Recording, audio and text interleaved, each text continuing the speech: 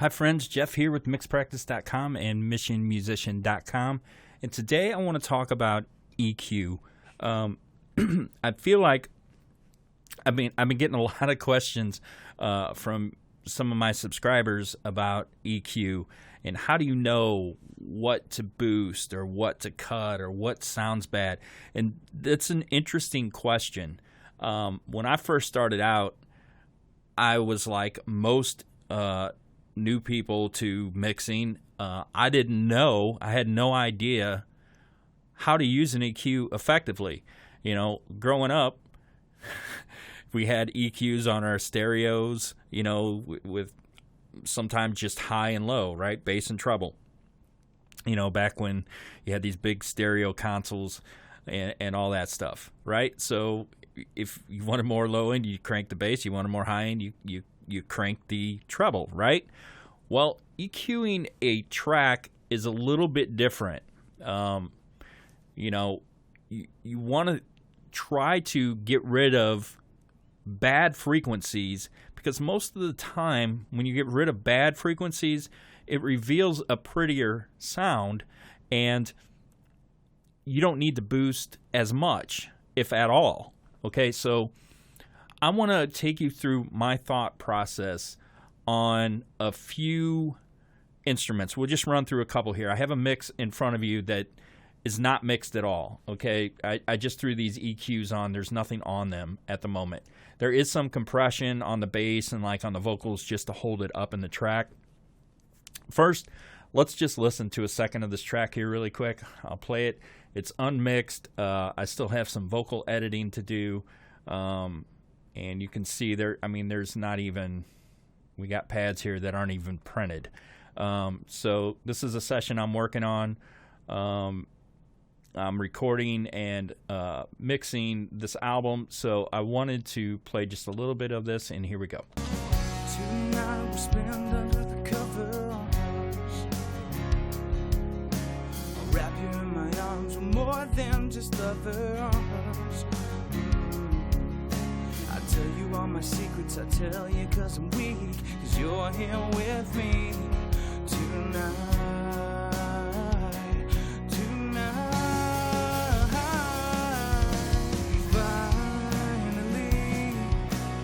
Okay, so kind of a pop ballad type of song. So I just want to run through a couple of instruments and give you my thought processing on EQ. Now, if you can take away the concepts instead of the actual numbers, I'm not looking at the numbers when I'm EQing. I'll be completely honest with you. I don't care what the EQ looks like. I don't care what the numbers say. All I care about is getting rid of the frequencies that bother me. And so how do you know what frequencies bother you? Well, it comes from practicing mixing. It comes from over time. You know, the more you mix, the more familiar you will become with what bothers you in a track. Okay?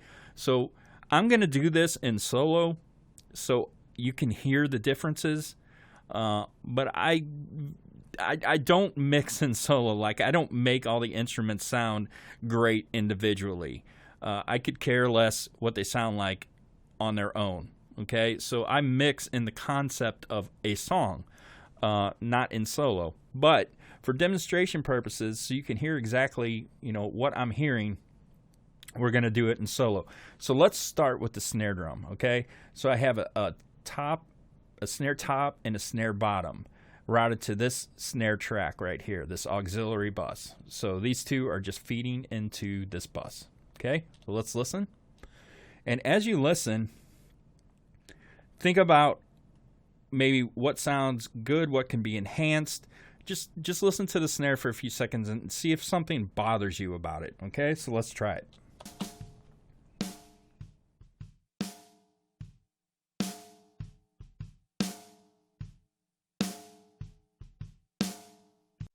Okay, so here's a couple of things right off the bat when I listen to the snare that are bothering me. One, we've got kick bleed in there, and I want to try to get rid of as much of that as I possibly can. Two, the snare sounds kind of thin to me. 3, I'm hearing a ring in the snare. and 4, it sounds dull to me. So there's 4 things that I need to address just on this snare. Okay, so let's open an EQ, and let's start with the very basic first thing. Let's get rid of any low-end information we don't need. And I do that by using a high-pass filter, and I high-pass filter everything. I don't want a lot of low-end buildup in my mix because I mix through a mix bus that has compressors, EQs, analog emulation. I don't want this big collection of low-end rumble building up in all my tracks, feeding into something that has a compressor on it that is going to bring it up in volume. Okay, so let me kind of show you what I mean here. Let's take this high-pass filter, and I'm going to roll it up and try to get rid of some of this kick.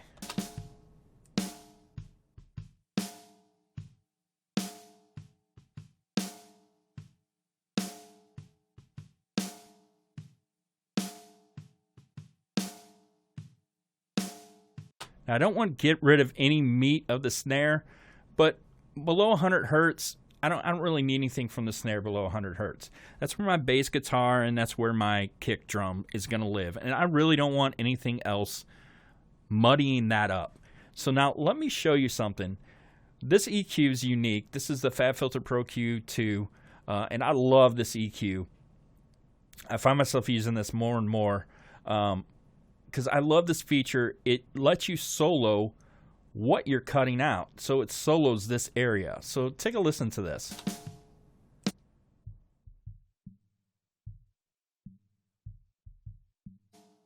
All right, so I am clearing that off of this track. I don't need that low-end information on this track. And I don't want the buildup of it over, 12, 24, 36 tracks. I don't want it to all build up. So that's the importance of using a high-pass filter. All right, so the next thing I want to do is I want to try to find this ring. And I'm just going to use a bell filter, and I'm going to tighten the Q. And I'm going to try to move quickly here. I'm going to tighten the Q, and I'm going to sweep around until I find this ring to where it sticks out the most, where it's the loudest. All right, so let's do that really quick.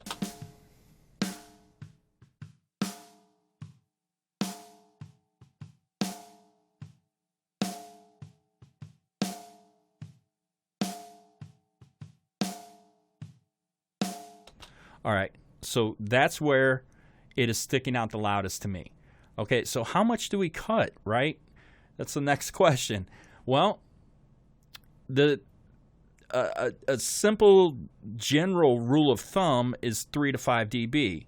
However, let's cut until the ring is gone. Okay, so let's just lower the gain until the ring kind of goes away.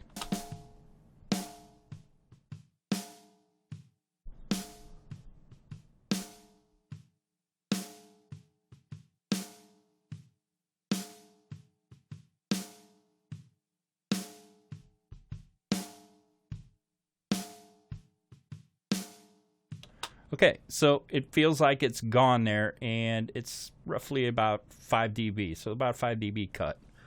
Okay, the next thing I want to see is somewhere in this area if there's any mud. There probably isn't, but I just always like to check the 400 to 500 range. So let's listen to that.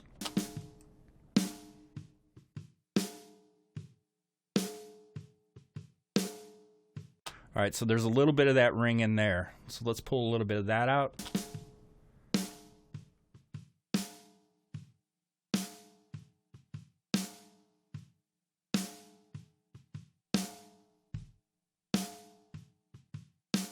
Okay, cool. Next thing I want to do is I want to find the body of the snare. Remember, I said that the snare sounded a little bit thin, so that's one of the things that bothered me. So somewhere between 150 and 250 hertz, you can find the body of the snare. So let's boost this up really quick, and let's try to find it. I'm going to start off high, and then we'll roll down.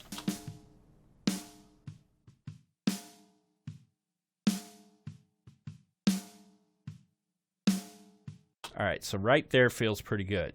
Okay, so how much do we need of it? Well, let's widen our gain our Q just a little bit, and let's boost it up till it sounds good.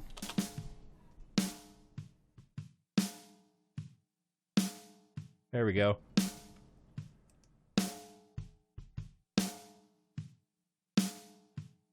All right, so that gives a little body. Last thing I want to do is add some top into the snare to make it kind of poke out a little bit. There's two ways you can do this. You can use a shelf, right? So you could take a shelf and roll it back until the snare sounds brighter. Let's try that really quick.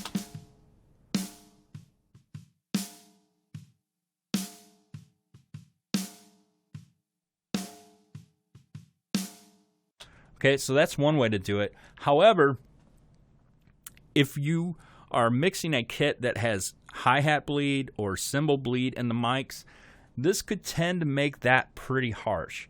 So if that's the case, then you may want to use a bell.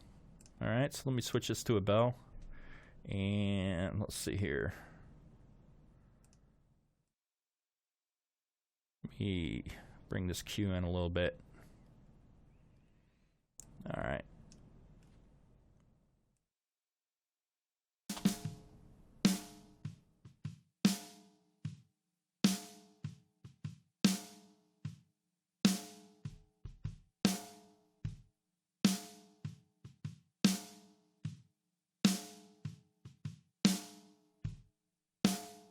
Okay, so that sounds night and day better to me. This has an auto gain feature. I'm going to turn it on so it matches the input with the output.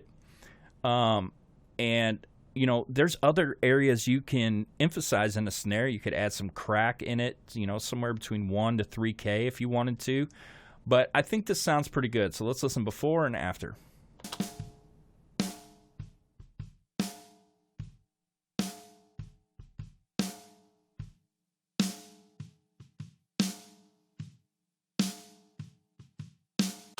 All right, so let's listen to that in the track.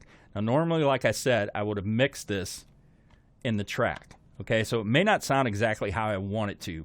However, it should sound better. So let's turn this off and then bring it in. Tonight we'll spend under the covers.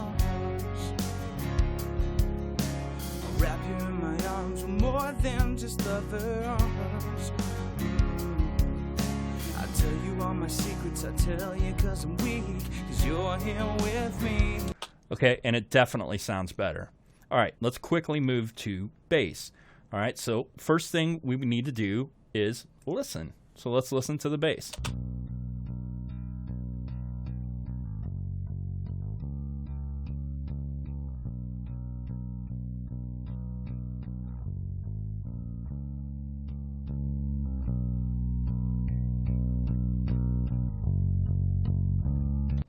Okay, there's a couple things to take into consideration when you're mixing low-end instruments.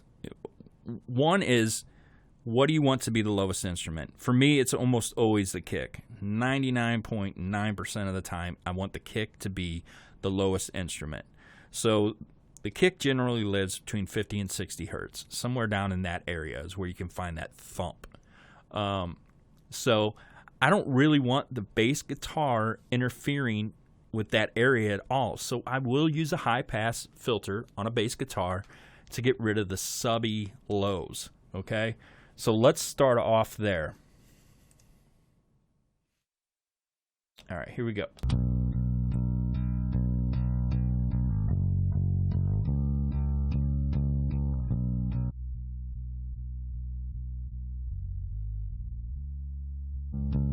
Okay, so I'm making room for my kick here by cutting out 53 and below.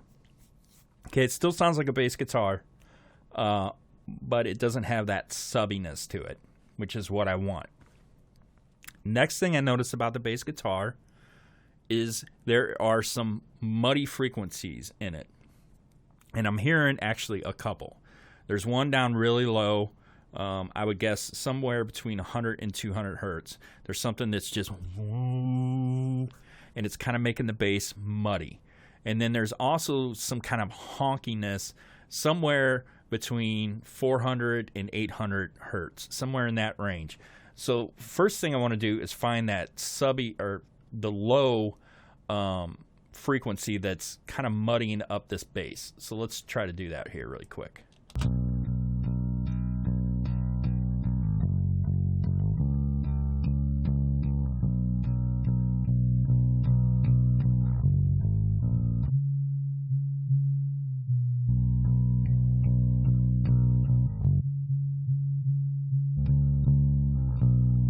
All right, now the bass can be very, very tricky to EQ. What I'm listening for is something that makes the bass sound woofier. And to me, when I boost right around 131, it gets kind of woofy. So let's try that again.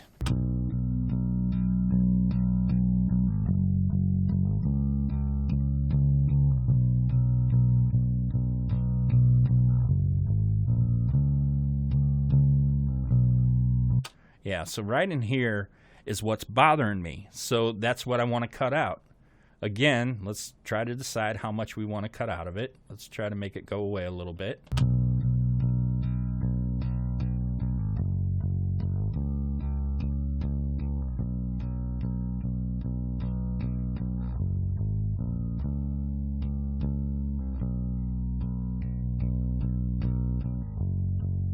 Okay, so that's helping clean up the bass. All right, so let's find the other frequency that's kind of sounds like it's kind of honky. Let's boost this up here.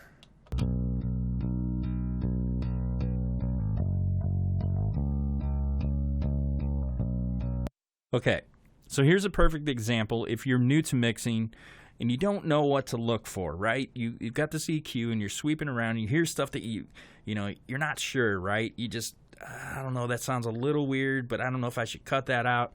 Here's an example where this sounds very weird, okay? So this definitely has to be cut out. Listen to how honky this is.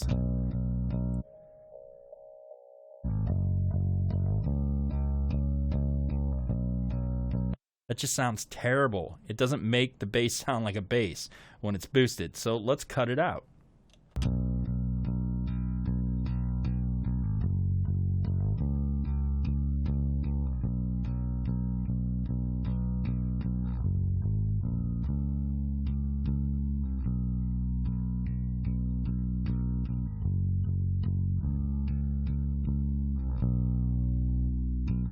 Okay, now the next question is how much is too much?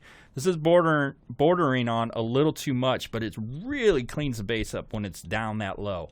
So let me try to fine tune this in a little bit.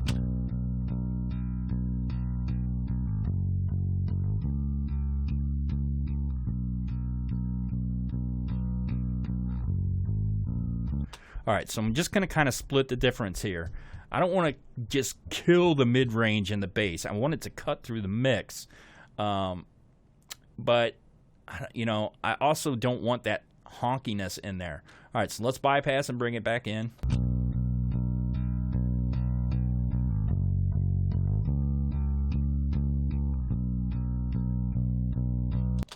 All right, it's definitely cleaning up. Last thing I want to do is I want to add some of the top end into the bass. And you might not think of bass as, you know, why do we need top end?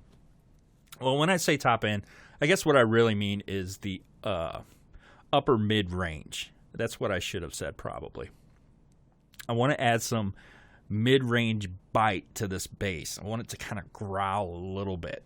All right, so let's find that frequency where it kind of growls or the finger noise kind of comes through a little bit. Let's find out where that's at.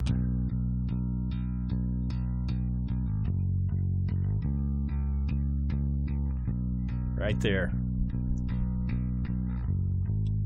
Bass is starting to growl right there.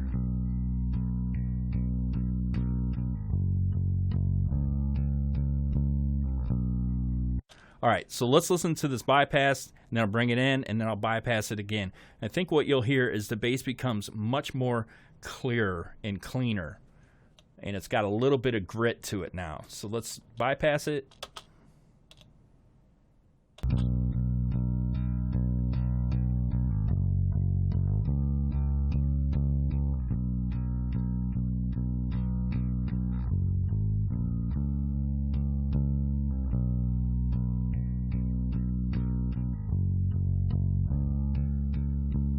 Okay, so hopefully you can tell the difference there.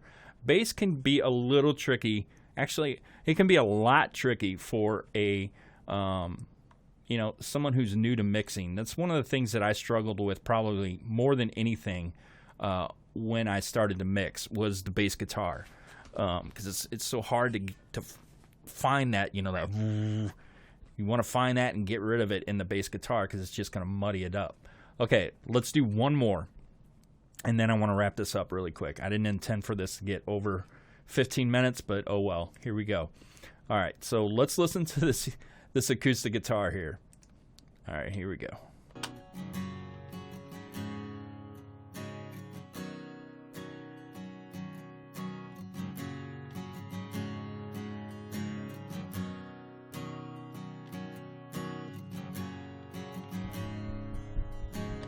Okay, so someone new to mixing may listen to this and think, that sounds pretty good. I know if this was me, maybe 7 or 8 years ago, I would have heard this acoustic guitar and been like, yeah, sounds like an acoustic guitar. When I listen to it now, it does not sound like an acoustic guitar. It sounds like an acoustic guitar with a head cold to me. That's what it sounds like. And the reason why I'm telling you that is because the more you mix, the more you practice, the more you do this over and over and over again, you'll discover things that you don't like. And the funny thing is, and I'm going to get sidetracked for just a second. The funny thing is it almost ruins music for you in a sense when you hear a mix on the radio or on, you're listening through your iPod or whatever. You may think to your, as you grow as an engineer or a mixing engineer, you'll start to hear things that you don't like in other people's mixes, and then you'll hear things that you love in other people's mixes. It really has a strange effect on you when you start learning frequencies, okay? I know it really messed with my head once I got a firm grasp on, using EQ. Now when I listen to a mix, I can instantly spot out 1K and 2K and 500 hertz. You can just hear it.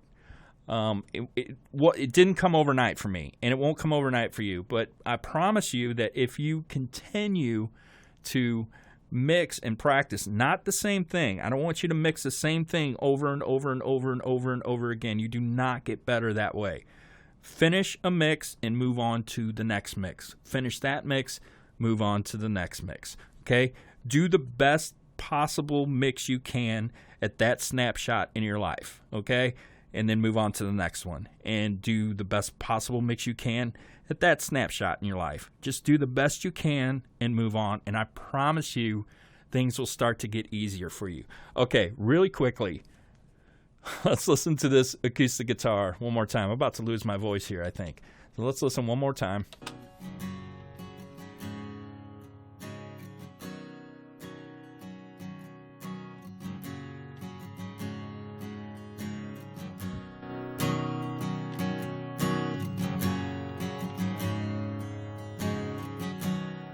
All right, there are two frequencies in this acoustic that are just stabbing my ears that I cannot stand. I'm not exactly sure where they're at.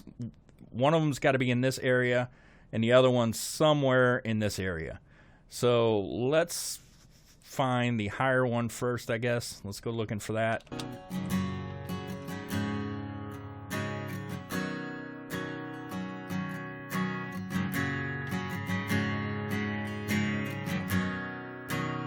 Right there.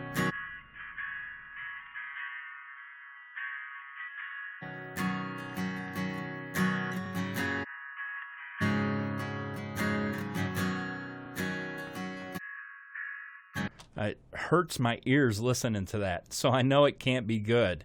All right, so let's back this down however much we need to get rid of it.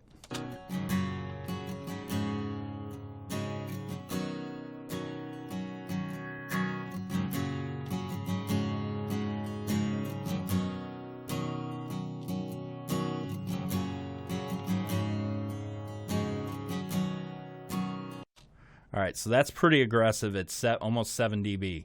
All right, let's find this other annoying frequency somewhere in this area here. All right, here we go.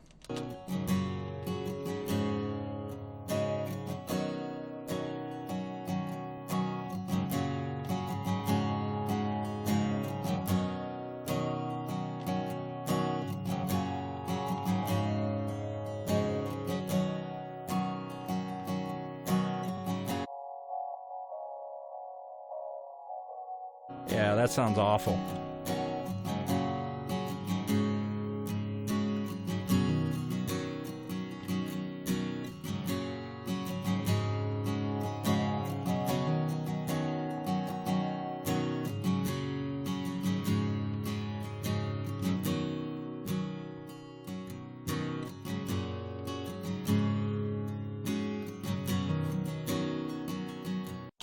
Okay, now I want you to watch what happens and listen to this intently, okay? You're going to notice a huge change, but I want you to kind of listen for some kind of phasiness.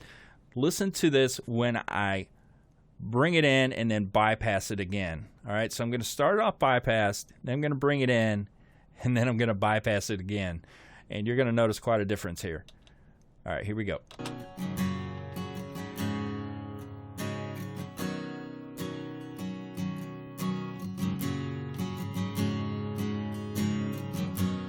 Okay, here we go.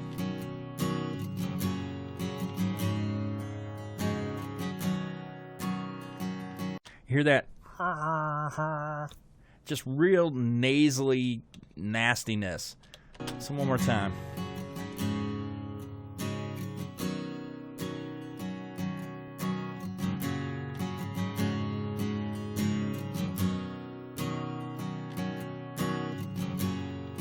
Sounds, like I said, it sounds like an acoustic with a head cold to me. Okay, so there's some other problems in this acoustic that we could address, and I don't want this video to get too long. First thing I'm going to do is just roll this down to get rid of some thump.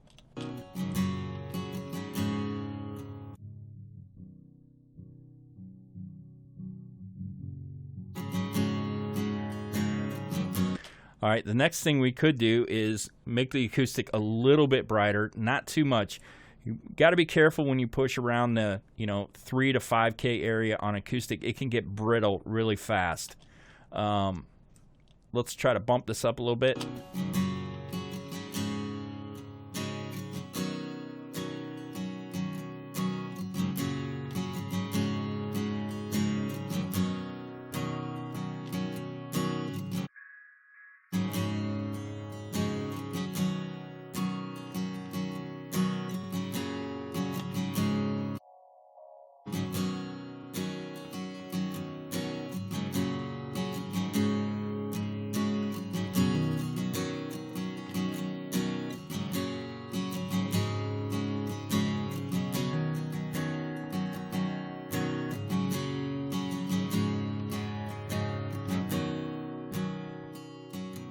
Okay, so I'm not saying that this is the best acoustic guitar sound in the world when it's EQ'd.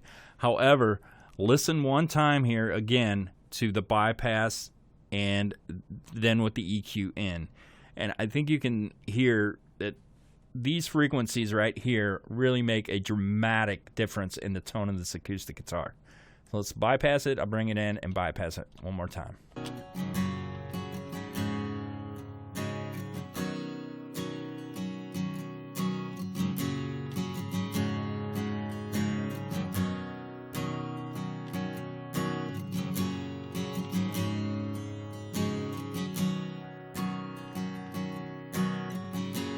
Okay, so hopefully I gave you some insight and some things to look for when you are EQing your instruments, okay?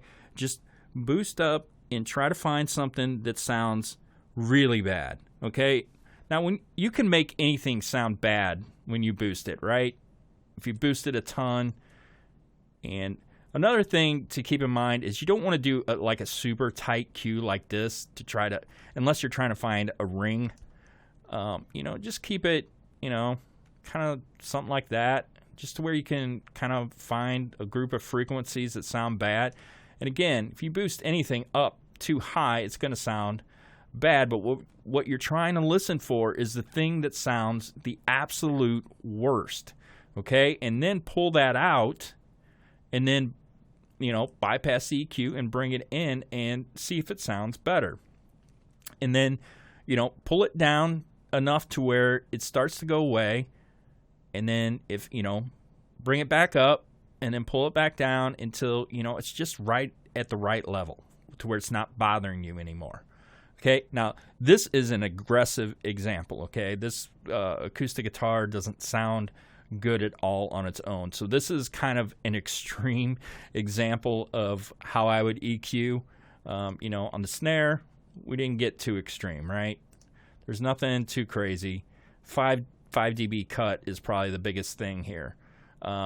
So again, I don't care. I have no care at all what the EQ looks like. I could care less. I don't care about the numbers. I don't think about any of that stuff. All I'm doing is when I'm boosting this up is listening to where it sounds the absolute worst. And then I'm pulling that down and I'm bypassing the EQ. And then I'm bringing the EQ back in. Did that work? Did it make it sound better? And again, I'm doing it in the context of the mix, not in solo. Now, as you're starting out and you're new to mixing, it may be a little bit easier for you to do it in solo, but I don't advise getting used to doing that, because what's going to happen is you're going to make all the instruments sound better on their own, but that doesn't necessarily mean that they're going to sound better in the mix. Okay, so kind of hesitant on showing this in solo, but I have to for demonstration purposes so you can hear kind of what's going on. Okay, so that's all for now. I'm sorry this video got a little bit long, but I'll have some more videos coming up real soon. Hope you enjoyed this one. Please like and subscribe if you like these type of videos, and I'll see you in another video soon. Thanks. Bye.